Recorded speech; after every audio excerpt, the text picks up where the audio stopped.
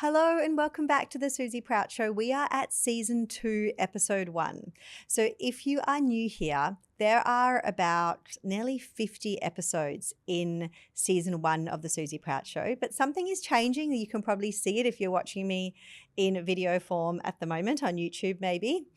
I have decided that from season 2 onwards, I'm going to be doing this in a studio. So I'm putting on my big girl pants now, and I am going to be doing this with video and audio, which is very, very different. I'm very used to hiding in my closet with good sound around and just really easily doing my episodes. So I'm doing the hard things because I know that you can do the hard things too. I'm going first. I'm showing you that someone who is not extroverted can do this. So let's get started. Sometimes I might look down at my notes. I've got a few notes to make sure that I don't forget anything, but otherwise I want to get started with today's episode. Now, I wanted to take it right back because a lot of you might be starting this podcast from season 2 and be thinking, who are you and why should I be listening to you about memberships? So let's take it right back to where I started, when I started my first business,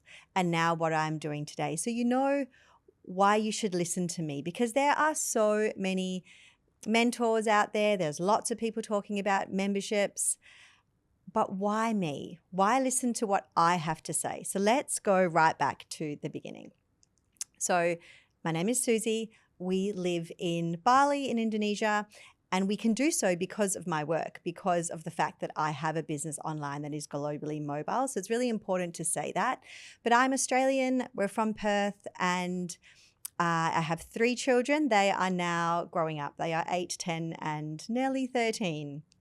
So when I first started my business, it was not I first worked as a registered nurse, a registered midwife, and an international board certified lactation consultant. So I worked in, much before I started my business, I worked in the hospital system. So I think it's nearly 20 years ago now that I became a nurse and midwife. And then a few years later, I became a lactation consultant.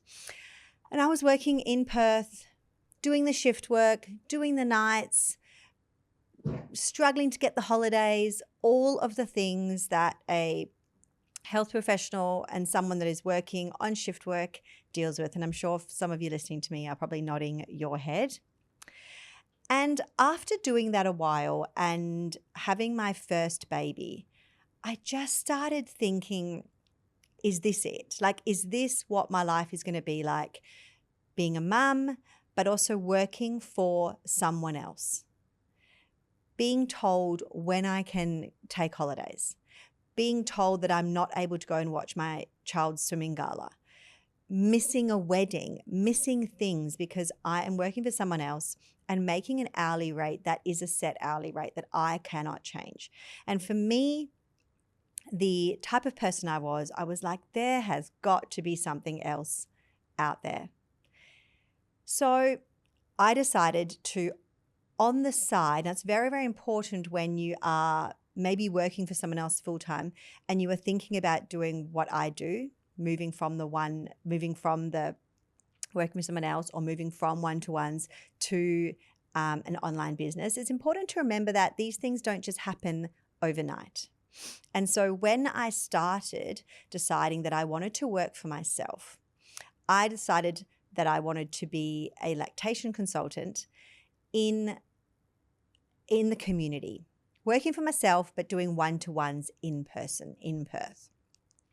When I decided to do that, I didn't just suddenly stop working. We still had to have an income coming in. So I did it on the side. At the beginning, it was a side hustle. My kids were babies. It was a side hustle. Once doing that for a while, the same issues came up for me because, yes, I had the power over my day in terms of when I wanted to see clients. And that was so much more empowering for me than working for someone else. I still had the issue that I was making an amount of money that was at a glass ceiling.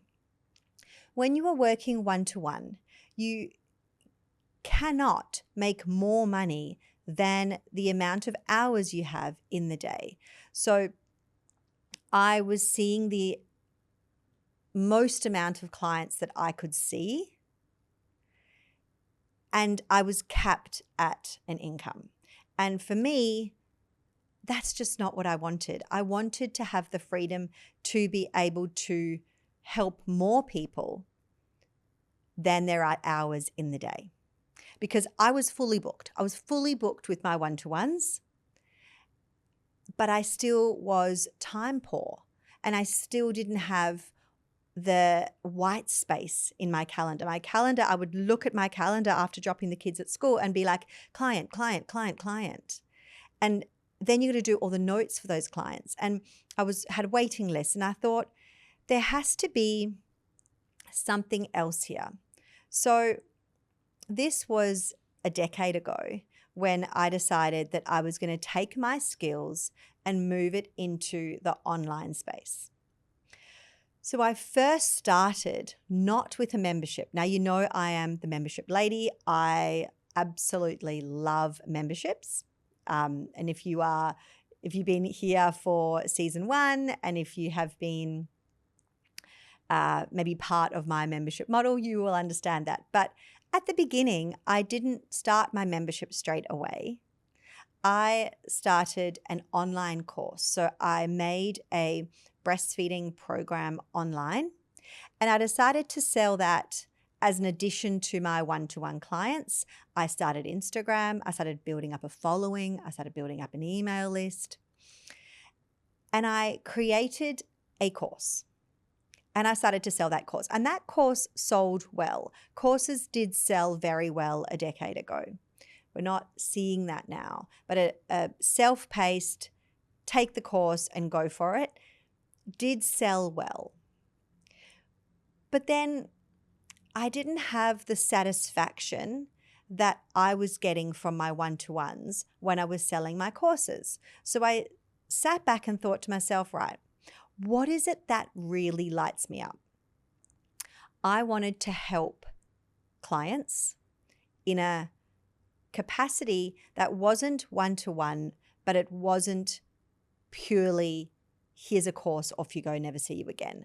I wanted that personal connection with my clients, but I still wanted to do it on a one-to-many approach. And so I decided to create a membership. I used the course content that I created already, because that's the beauty of making online courses and memberships, is that you create the content once and you don't have to continue talking about it. It's done. It is recorded. And so I used that content in the course, and I created the Breastfeeding Success membership. And this was 9 years ago when I did that. And that is when everything changed in my business. I was able to stop working at the hospital. I was able to stop working one-to-ones, and I was able to make more money than both of those put together in this Breastfeeding Success membership. And the greatest thing about this membership is that I had happy, thriving clients members in there that I was able to still connect to, not on the level of a one-to-one, but I was able to still connect to, because in a membership, you don't just give them this course and off they go. You give them the course content, but you are also creating a community in there. And you're creating a level of support. Now, every membership has a different level of support depending on what tier your membership is, if it's low, middle, high ticket, what you're offering, how many people you're in there, is there going to be a cap on the numbers, whatever you've decided with that membership, you will still have a level of support in there as well. So I was able to support those ladies, but at the same time, they were able to support each other in the membership at the same time. And the reason why I also felt, I guess, so calm in this membership is that I was having recurring revenue. So when I was starting in March, for example, you get all your members in for March. A lot of those members will stay through into April. And the reason is because you have a thriving, happy community that you are helping them with a transformation they want to stay. More people in my membership always stayed than left because I built an incredible membership. And so I was compounding on my revenue. And so the first of every month, I was realizing I wasn't stuck at zero again. When you are running a course where you have to sell that course every month because otherwise you are on zero predicted revenue, or when you are doing one-to-ones, you start the next month with no revenue coming in unless you were booking in your clients. But with a membership, it is compounding revenue, which is why I shout memberships to the rooftop.